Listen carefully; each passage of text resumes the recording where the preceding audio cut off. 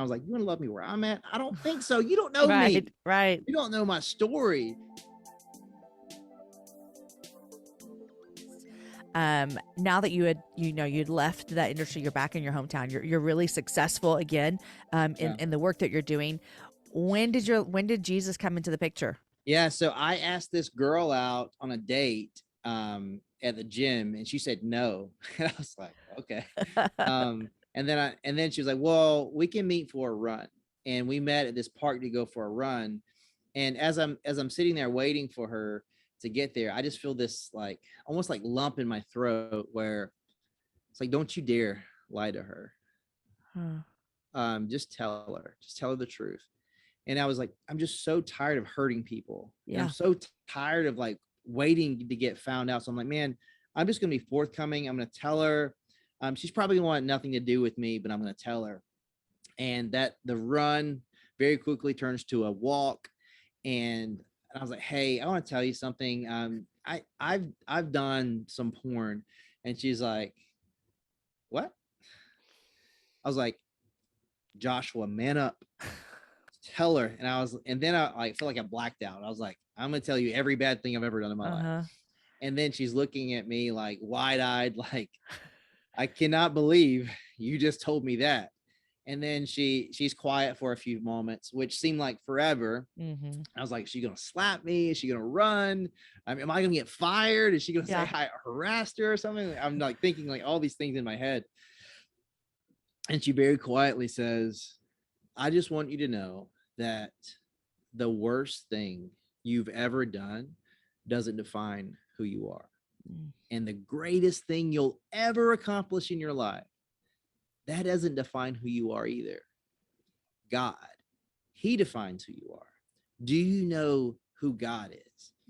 And I went to my first date self. You know, your first date self is, you know, I'm going to be the person that you want me to be so that you'll like me. And that was my instinct. My instinct was, because I didn't know who I was. I had no clue. So all I knew is to be a people pleaser, because like I didn't see me, my authentic self, being of any value. So I was like, I just got to be whatever she wants me to be. I was like, yeah, I believe that God is real. Yeah, you know. And then she's like, okay, well, what's your relationship with Jesus like? Like, what does your prayer life look like? You know, are you in community anywhere? Like, what does that look like for you? And I was like, I'll be honest, like you're, you know, like in the moment, I just wanted to lie again. I just wanted to, you know, blah, blah, blah, blah, blah. But it lit again, like nothing would come out. And I was just like, I didn't know what to say. So I was just like, I don't know. I mean, even though in that moment, it really didn't make sense, but I was like, I don't know. Yeah. She's like, well, okay, well, you know, I gave my life to Jesus when I was in high school, and this is what my life has looked like. It hadn't been perfect by any means. You know, I did some stuff in college that I'm not exactly proud of, but you know, I'm plugged into this community here. And I was like, okay. Okay. And then she, all of a sudden, she like just pivots to tacos. Like all of a sudden she's like, well, you know, what do you like to eat? What do you like to do? What's your family like? And I couldn't believe that she didn't reject me. And it created this curiosity, but also I was almost enamored by her response in spite of, you know, something really difficult that I shared with, you know, and for me, you know, we text and go, you know, like two, like, you know, high schoolers or texting all week. And then she's like, hey, do you want to go to church this weekend? There's this church. I normally go to church here, but there's this church that a lot of people from the gym go to, if you want to go check it out. And I go there, and I'm pretty not skeptical, but I'm just like, I'm kind of curious about this. And I walk in, and there's this huge wooden plaque that says, we want to love people where they are and encourage them to grow in their relationship with Jesus Christ. And I was like, you want to love me where I'm at? I don't think so. You don't know me. Right. You don't know my story. And so many people think that. It's like, no, like you don't know. You don't know how bad I am. And I walk in, and I'm used to, you know, the preacher that I was used to, you know, 3-piece tie. If there's a wrinkle in your shirt, you're going to hell. You know? And there's this guy dressed relatively casual, and he reminds me of my grandfather. And at this point, we're in Raleigh, North Carolina, so he's got a Southern accent, and just I don't know, it just feels casual, feels conversational, and he's talking about how he has his personal relationship with Jesus, and I was like, who is this guy?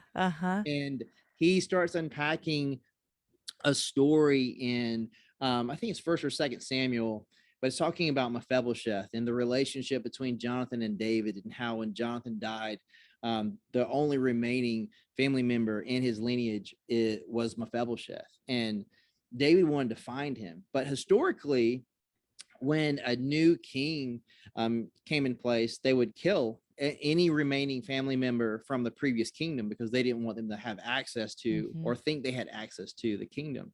But David was a different king, and he had a relationship with Jonathan. So they go, and he sends a guard out to find Mephibosheth, and he finds Mephibosheth essentially begging and broken and expecting to be killed, expecting death. And he didn't get killed. The guard actually offered him grace, and he brought him to David, and David gave him a seat at his table and restored his land. And it's just a beautiful picture of where Jesus sees us. Where Romans 3:23 tells us that we've all sinned and fall short of the glory of God, and yet the wages of sin are death. Romans 6:23. And in spite of all that, like, Jesus willingly died for us in our place because he loves us. And just sharing that. And for me, all of a sudden, like, everything that I had heard many times before, it made its way from my head to my heart. Wow. And I saw the grace in his action, and I saw myself in that illustration, and I gave my life to Christ in that moment. And like, ugly cry, like, on my face, because I relinquished a lifetime of shame and guilt. So not just from porn, but believing that, like, I am not good enough to be in a relationship with God. So while I believe he exists, and yes, I check that box because I don't want to go to hell, so I believe that he's real, but never saw myself as someone that Jesus loved so much that he willingly went to the cross for me and endured the cross when he didn't have to, only to allow me to put my faith in him and be restored into a right relationship with God. It's like, you love me that much. I'm like, it changed everything for me, because the way that it was explained, then all of a sudden it just like exploded in my head and my heart. And the beautiful thing about that story, in addition to that, so that girl that I had that conversation with, we've been married for 6 years. I was sitting here waiting, like, if he tells me that is his wife, I'm just gonna die. Okay. And her name is Hope. That girl is the girl that you married. Yeah. What a story, Joshua.